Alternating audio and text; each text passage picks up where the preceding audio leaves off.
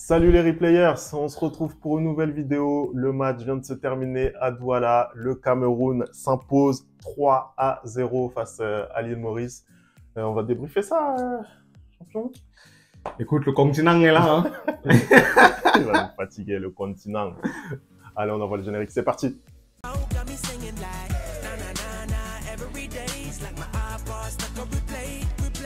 Allez, on va débriefer ce match Cameroun-Île Maurice. D'ailleurs, n'hésitez pas à nous suivre durant ces éliminatoires pour la Coupe du Monde. On va débriefer pas mal de matchs. Là, on se concentre sur les Camerounais qui ont fait le boulot, hein, qui ont gagné 3-0 dans un match où ça a été encore une attaque défense. Hein. Écoute, ça devient maintenant une habitude, hein. Ça devient une habitude déjà, tant les confrontations Cameroun, île Maurice, toujours 3 buts minimum de la part des Camerounais, mais surtout qu'on assiste à une attaque défense. Mais j'ai des points de satisfaction dans ce match, comme j'ai énormément de points à améliorer. On va voir ça dans le débrief. Premièrement, j'aimerais dire que je suis très satisfait par ce qu'il a essayé de faire Rigo Berson pour une fois. On a une équipe qui a évolué en 3-4-3. C'était une nouvelle formation. Je pense qu'il teste des choses. On a aussi énormément de nouveaux éléments dans le groupe, notamment Chama 2, Mumbania aussi. On a Yongwa maintenant, il est habitué. On a Franck Magri, on a Nkoudou aussi. Et là, j'aime ce que je vois. C'est-à-dire qu'il y a énormément de prises de risques. Il compose avec les anciens comme Kartoko et Kambi, notamment Mbemo et les nouveaux. Certes, il n'y a pas encore cette fluidité de la part de l'effectif normal parce qu'ils ne se connaissent pas non plus depuis je ne sais pas combien d'années. Mais il y a clairement, tu sens qu'il y a quelque chose dans ce groupe. Tu vois, il peut se passer quelque chose. Par contre, ce que je déplore encore, c'est qu'en première mi-temps, notamment, on a énormément de mal à trouver l'ouverture parce qu'on joue contre un bloc bas et il n'y a aucune vitesse dans le jeu camerounais. C'est-à-dire que tu as l'impression qu'il n'y a aucune tactique. Tu as l'impression que Rigobert Song, il leur dit allez sur le terrain et faites ce que vous pouvez parce qu'il y a chaque joueur essaye de faire des exploits individuels en fait. Après, justement, au niveau des individualités, est-ce que justement là, il n'y a pas peut-être des joueurs qui sont un petit peu en dessous? Moi, je pense à Karl Toko et Kambi, par exemple. Tu penses bien. Non, tu penses très bien. Tu penses très bien. Et il y a un deuxième, c'est Anguissa. Anguissa, je suis désolé, aujourd'hui, il était capitaine de cette sélection du Cameroun, capitaine des Lions indomptables. C'est pas rien quand tu vois tes prédécesseurs. Tu vois, notamment des Rigo Berson, des Samuel Eto'o, des Patrick Mboma. C'est pas rien d'être capitaine de cette sélection. Et on attendait de lui qu'il soit justement le leader du milieu de terrain. Non seulement le leader technique et aussi le leader dans le vestiaire. En ce qui concerne le vestiaire, je ne sais pas. Mais sur le terrain, c'est pas le cas. C'est-à-dire que cette équipe du Cameroun manque cruellement d'un patron. Tu vois ce que je veux dire? Aujourd'hui, elle n'a pas de patron. Et pour moi, c'était à lui de prendre ce rôle-là. Mais en première mi-temps, énormément d'erreurs en fait. Il y a énormément d'erreurs. Cet excès de zèle où on perd. Après, c'est son jeu, hein, il est comme ça. Où on perd énormément de ballons. On a du mal à... En fait, tu vois que tu as ce bloc mauricien qui est très bas et qui perd énormément de ballons. Et pourtant, toi, à la perte du ballon, toi, tu n'accélères pas le jeu. En fait, quand tu joues contre des blocs bas comme ça, pardon, tu es dans l'obligation d'accélérer le jeu, de passer par tes côtés, d'essayer de faire des centres. Et il n'y a pas eu ça en première mi-temps, en fait. Il n'y a pas eu ça. On marque, pour le coup, sur une très belle incursion de la part de Anguissa qui bute sur le gardien et Mbemo arrive par 2 fois à ouvrir le score alors que j'étais en train de le fustiger juste avant. En fait, c'est que ça en fait. C'est que tu as l'impression qu'on peut marquer que par des exploits individuels pendant cette première mi-temps. Et généralement, quand le match est fermé comme ça, tu vas te replier sur les coups de pied arrêtés. Mais ça a été un festival de mauvais choix dans la première mi-temps. C'est-à-dire qu'on a eu, je crois, 5-6 coups francs. Il y a eu 5-6 tireurs. Aucun n'a cadré. C'est incroyable. Il n'y a rien eu. Aucun n'a cadré. Et franchement, du coup, tu te demandes, mais qu'est-ce qu'ils font à l'entraînement? Est-ce qu'ils les préparent en fait?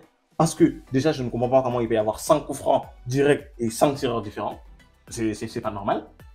Moi, c'est vrai que ça m'étonne toujours, mais plus globalement, dans le football professionnel, je trouve que les coups de pied arrêtés, c'est quand même, c'est compliqué, hein. Sincèrement, c'est très compliqué. Oui, mais tu dois les préparer. Aujourd'hui, tu vois le nombre de buts qui arrivent sur coup de pied arrêté. Et c'est pas normal qu'une sélection comme le Cameroun, qui est prétendante au titre en Côte d'Ivoire dans 2 mois, euh, nous montre ce qu'ils nous ont montré en première mi-temps. Tu vois.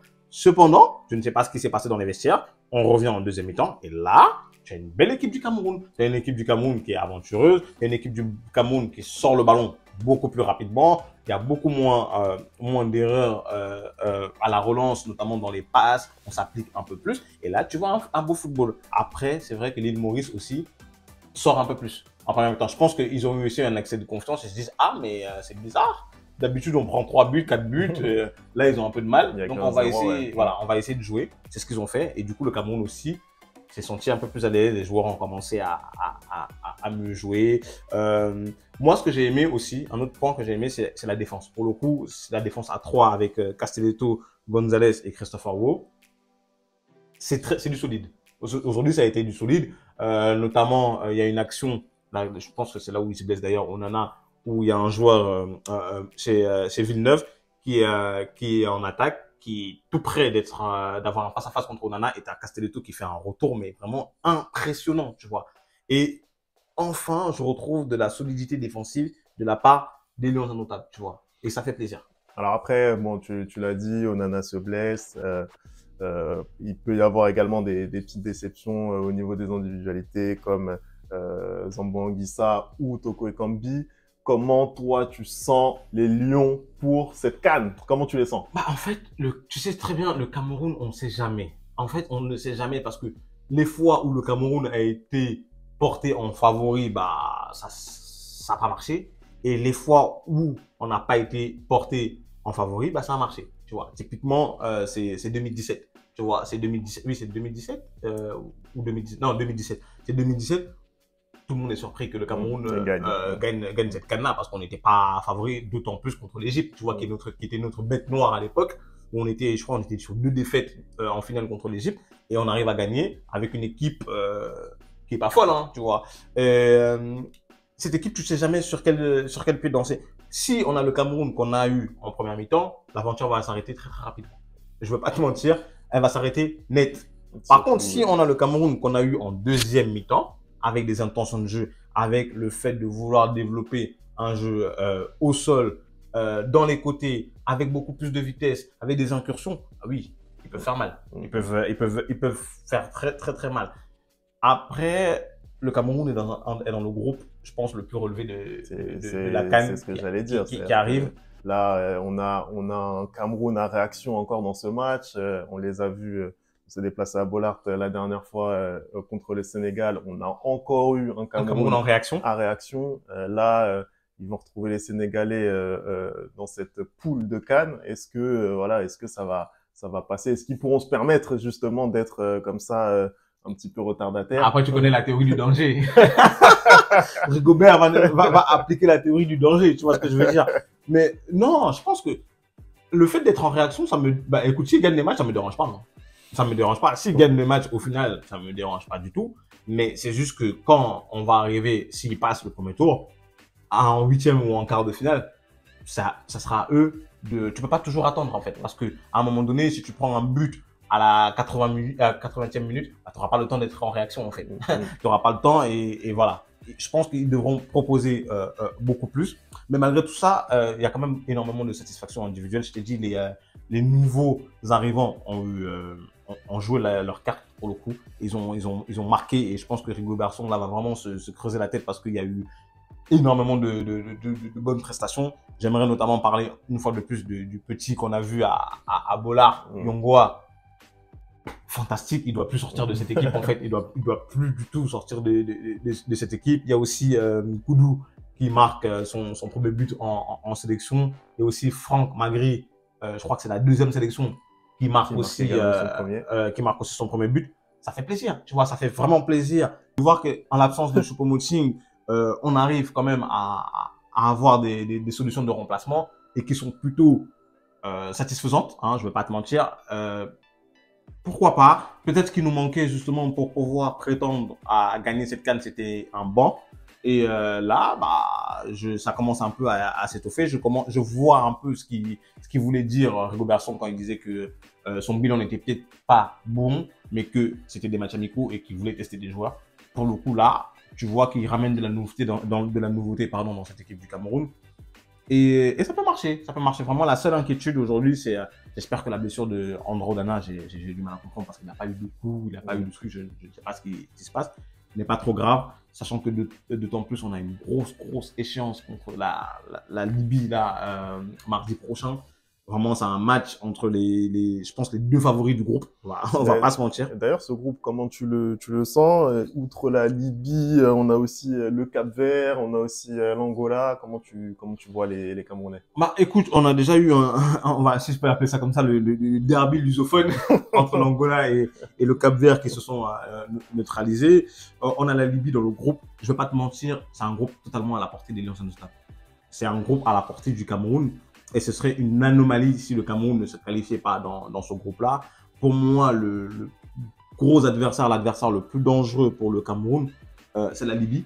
On va voir justement le match contre la Libye mardi. On va voir ce que le Cameroun va proposer.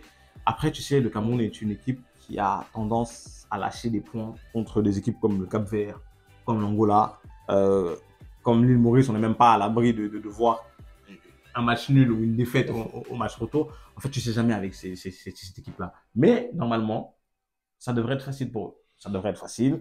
Moi, de ce que j'ai vu ce soir, je suis très satisfait de la deuxième mi-temps, un peu moins de la première mi-temps. Et je pense que cette équipe manque d'un leader. Et Zambo Anguissa ne s'est pas affirmé comme le leader de cette équipe-là, tout simplement. Voilà. On manque aujourd'hui d'un patron dans cette équipe nationale, d'un mec qui va crier sur les autres, d'un mec qui va faire du dépassement de fonction, d'un mec qui va se donner corps et âme pour l'équipe nationale. Écoute, hein, on va voir ce que ça va, on va voir ce que ça va donner pour cette équipe camerounaise. Moi, peut-être sur la Libye, je suis moyennement d'accord sur le fait que ça soit l'adversaire principal du Cameroun dans cette poule. Hein. On a quand même l'Angola, on a quand même le Cap-Vert. La Libye n'est pas qualifiée pour la CAN. Voilà, je pense qu'il y a quand même d'autres adversités. Mais en tout cas, voilà, clairement, le Cameroun est favori. Ils doivent sortir de cette poule et se qualifier pour la Coupe du Monde. On va voir ce que ça va donner. En tout cas, merci d'avoir regardé la vidéo. On n'oublie pas, bien entendu, les bonnes habitudes, @le replay foot, pour nous dire ce que vous avez pensé de ce match. Abonnez-vous en masse, hein, comme je vous le disais. On va suivre les matchs de ces éliminatoires de la Coupe du Monde. D'ailleurs, je crois qu'on se retrouve demain pour le match du Sénégal. On se retrouve très très vite donc pour une nouvelle vidéo. À plus tard. Ciao.